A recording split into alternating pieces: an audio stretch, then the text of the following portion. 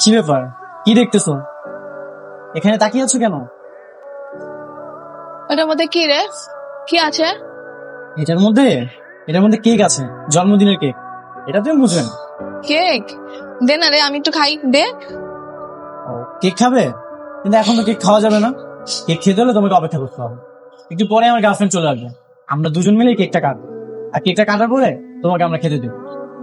This কিন্তু, না কিন্তু আমি খেতে দিব না, নষ্ট করে দিব। রাস্তার এই পাগলির সঙ্গে কি কথা বলছো? আরে তেমন কিছু না, আমাকে প্রশ্ন করতেছিল, তাই আমি উত্তর দিচ্ছিলাম। আচ্ছা, তোমাকে আমি কতবার বলেছিলাম আমি আমার জন্মদিনে আমার সব বন্ধুদের দাওয়াত দিতে চাই, কিন্তু তুমি সেই কথা না শুনে আমাকে এখানে ডাকলে কেন? সবাইকে দাওয়াত দেওয়ার কি আছে? তোমার জন্মদিন তুমি সেলিব্রেশন করলেই তো হলো। আমি একটা ছেলের সাথে রিলেশন করি, সেই ছেলেটা আমার জন্মদিনে কি কি করছে সেটা ওদের দেখার দরকার নাই? দেখো মিথিলা, জন্মদিন তো তোমার, তুমি হ্যাপি হলেই হলো। আর শোনো, তোমার জন্য আমি একটা সুন্দর প্ল্যান করে রেখেছি। এখন আমরা দুজন পার্কে যাব, সেখানে যে তোমার জন্মদিনের কেকটা কাট আর তোমার বার্থডে সেলিব্রেশন করবো। আমি ভেবেছিলাম আমি এসে বুঝালে হয়তো বা তুমি বুঝবে, কিন্তু তুমি তো বুঝার মানুষ না। তোমার মন মানসিকতা কখনোই চেঞ্জ হবে না। তোমাকে আমার জন্মদিন পালন করতে হবে না, তুমি থাকো, আমি গেলাম। এই ছাড়ো তো আমার হাত। আর তোমার এসব কবি সাহিত্যিকের কথা না তোমার কাছেই রাখো, গেলাম আমি।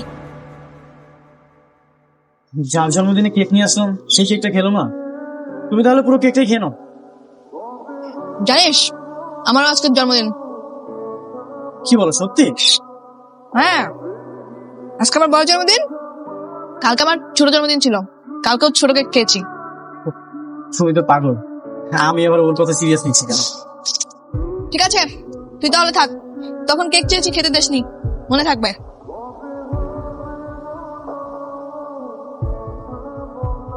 কি হয়েছে, এভাবে দৌড়াচ্ছ কেন? আমি ওকে মেরেছি। কাকে মেরেছো? পুলিশ। ও, পুলিশকে মেরেছো তাই এভাবে দৌড়াচ্ছ? পুলিশকে মারতে গেছো কেন? আচ্ছা, তুমি কিছু খেয়েছো? তোমাকে খাবার দিবি রে? হ্যাঁ, তোমাকে আমি খাবার দেবো। চলো তুমি আমাদের বাসায়। মজার খাবার দিবি? হ্যাঁ হ্যাঁ দিব। এখন চলো। হ্যাঁ, এইখানে বসো, এইখানে। কে? কাকে নিয়ে আসলি তুই? মা, তুমি ওকে চিনবে না, ওর অনেক ক্ষুধা লেগেছে, তুমি ওকে খেতে দাও। আমি বুঝলাম না, পাগল একটা মেয়ে, তার ক্ষুধা লেগেছে সেজন্য বাসায় নিয়ে আসবি? বাইরে থেকে কিছু কিনে দিলেই তো হতো। মা, সবকিছু তোমাকে পরে বলবো, ওর জন্য একটু খাবারের ব্যবস্থা করো। আচ্ছা দিচ্ছি। ইস, কি অবস্থা, হাত মুখ ধুতে পারবে নাকি? সমস্যা নেই মা, আমি হাত ধুয়ে দিচ্ছি ওর। আই মেয়ে, তোমার নামটা কি? না, কেন? নাম বললে কি তোমার নাম আমি নিয়ে যাব নাকি? হ্যাঁ নিয়ে যাবি তো। আরে ভয় পেও না, বলো তোমার নাম কি? তোমার নাম কেউ নিয়ে যাবে না। নাম আরে সবাই তোমাকে পাগলি বলে ডাকে। এটা দে। দেখ। তা তোমার কি কোনো ইচ্ছা আছে, মানে কোনো স্বপ্ন আছে?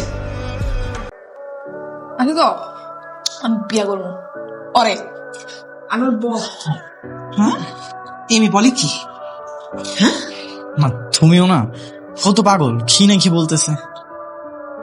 ওর সাথে আর কথা বলে কাজ নেই। এই, ওর খাওয়াটা শেষ হলে তুই দয়া করে যেখান থেকে এনেছিলি সেখানে ফেরত দিয়ে আসবে।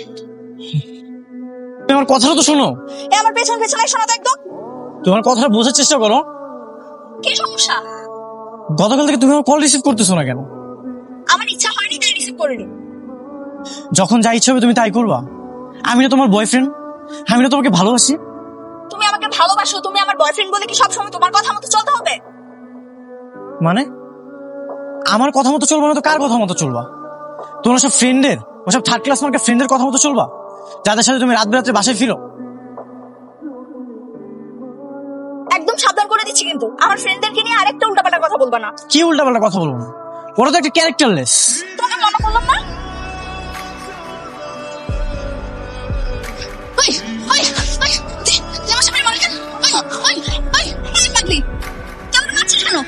আমার স্বামীর মারলি কেন? হ্যাঁ, কে তোর স্বামী? এই কে বলছে এসব? ও আমার স্বামী, আমি ওর বউ। শ্রাবণ, কে বলছে এসব? আর ও আমার গায়ে হাত তুলছে, কিন্তু তুমি কিছু বলছো না। ও ঠিকই করেছে। থাকো তুমি ওকে নিয়ে।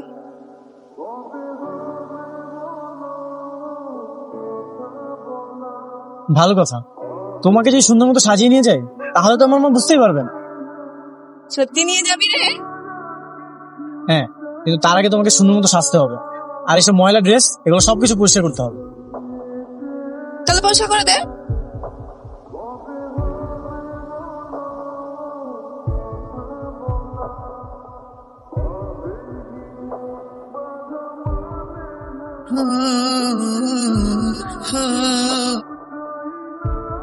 মাশাআল্লাহ, কি সুন্দর দেখতে, একদম পরীর মতো। এই মেয়েকে তুই কোথায় পেলি? মা আগে তো ভিতরে আসতে দাও, ভিতরে যে সব প্রশ্নের উত্তর দিচ্ছি। এসো মা, ভেতরে এসো, এসো। তুই আয়, দরজাটা বন্ধ করিস। এসো মা, এসো। দেখে খুব চেনা চেনা লাগছে, কোথায় জানি আগে দেখেছি, বুঝলি?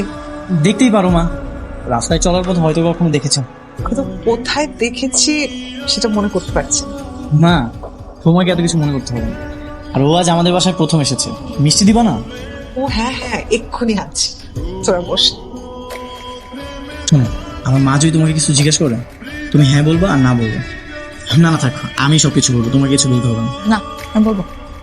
আর একদম চুপ, তোমাকে কিছু বলতে হবে না। তুই চুপ। মা আসতেছে। কেন? খাও, মিষ্টি খাও না? আরে খাও খাও, মা নিজে নিয়ে এসেছে। খাবো? হ্যাঁ খাও। মা আমি একটু পরে খাচ্ছি।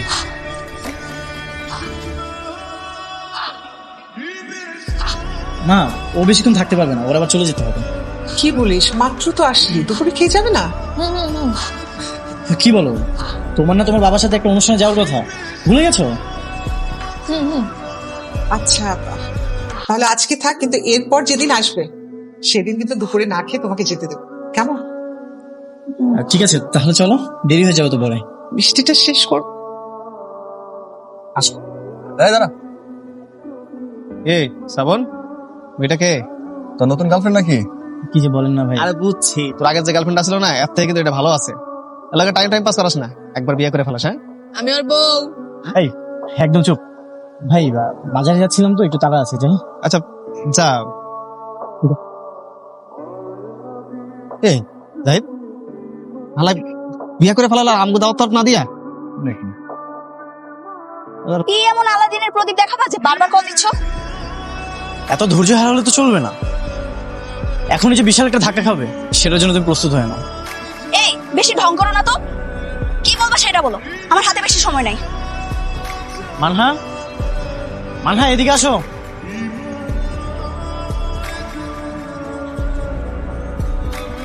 দেখো তো ওকে কেমন লাগতেছে, তোমার চেয়ে কত সুন্দরী, দেখেছো? কে আপনি? শ্রাবণ? কে এই মেয়ে? আমার প্রিয়তমা। তুমি বলেছিলে না আমি কখনো কোনো সুন্দরী মেয়ের সঙ্গে রিলেশন করতে পারবো না, দেখেছো ও তোমার চেয়ে কত সুন্দরী। তো আমাকে ডেকেছো কেন? তোমাদের প্রেমের ট্রিট দিতে? এই যে এত রাগে গজগজ করছো, আর এইটা দেখার জন্যই তোমাকে আমি এখানে রেখেছি।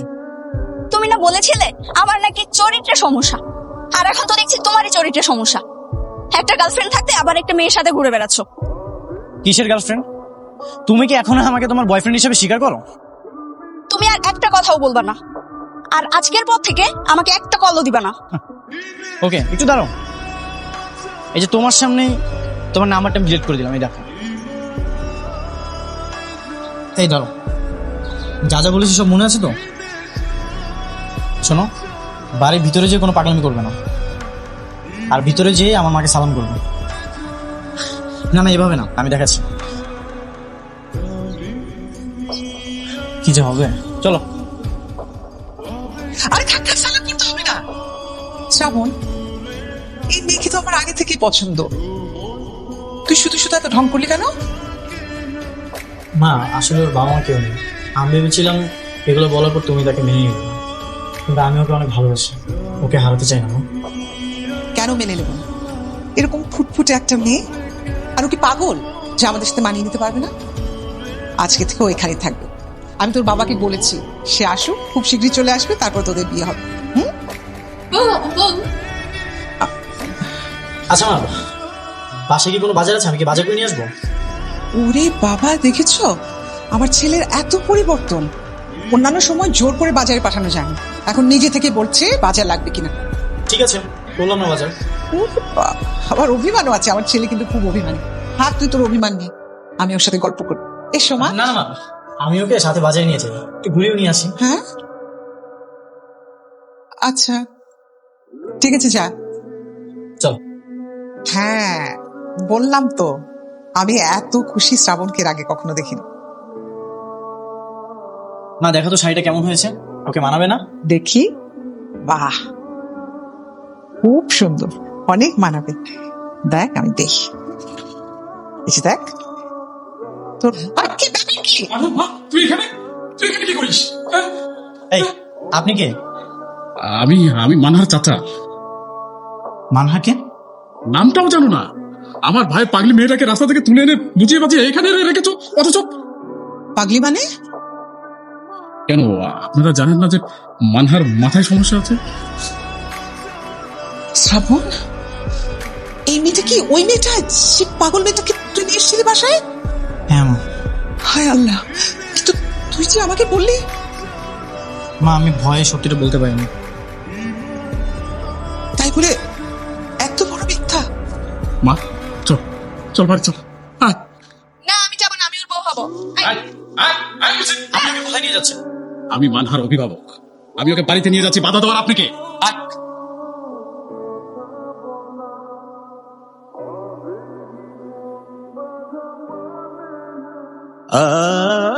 আমার ছেলের বউ হিসেবে কখনোই মেনে নেব না, এ কথা আমার ফাইল। কিন্তু আমি মানহাকে বিয়ে করবো। আমার কথার যদি অবাধ্য হোস, তাহলে এ বাড়িতে তোর আর কোনো স্থান থাকবে না। তুমি যা বলছো ভেবে চিন্তা করছো? জি আঙ্কেল, আমি সবকিছু ভেবেচিন্তেই বলছি। আর ওকে বিয়ে করতে আমার কোনো আপত্তি নেই। তোমার বাসা মেনে নিবে? নিবে নিবে নিবে না নিবে। আঙ্কেল, আপনি তাহলে বিয়ের ব্যবস্থা করেন, আর আমি আমার মায়ের সঙ্গে কথা বলছি। ঠিক আছে। ঠিক আছে, আমি তাহলে আসি। হ্যাঁ বল। মা আমি মানহাকে বিয়ে করব, আর সেটা খুব তাড়াতাড়ি। তোকে কি বলেছি সেটা মনে নেই? তুমি যদি আমাকে বাসায় যেতে না দাও, তাহলে আমার কোনো সমস্যা নেই। মানহার মধ্যে একটা মানসিক ভারসাম্যহীন মেয়ের পাশে থাকাটা আমার খুব দরকার। ভালো চিকিৎসায় মানসিক সাপোর্ট পেলে মানহা খুব দ্রুত সুস্থ হয়ে উঠবে। তার মানে তুই আমার কথা শুনবি না? বিয়েটা তোর করতেই হবে? হ্যাঁ মা। তাহলে আমাকে ফোন করেছিস কেন? আমি আমার সিদ্ধান্তটা জানার জন্য তোমাকে কল করেছি। আই বসবি না, দাঁড়িয়ে থাক। আজ থেকে তুমি আমার সাথে থাকবে, কেমন? ও কোথায় থাকবে? ও কোথায় থাকবে সেটা আমি জানি না, থাকবে কোথাও, কিন্তু তুমি আমার সাথে থাকবে, পারবে না? না না, ওকেও আমাদের সাথে থাকতে হবে। থাকতেই হবে। আচ্ছা ঠিক আছে, যাও, থাকবে আমাদের সাথে। তুই রান্নাঘরে গিয়ে আমাদের জন্য রান্না কর। মা আমি যাবো রান্না করতে? আমার পারমিশন না নিয়ে বিয়ে করেছিস, এটাই তার শাস্তি। আর শোন, তোদের এই বিয়েটা আমি মানি না। তোর বাবা কাল আসছে, আত্মীয় স্বজন বন্ধু বান্ধব সবাইকে দাওয়াত দিয়ে বড় করে বিয়ে দেবো না।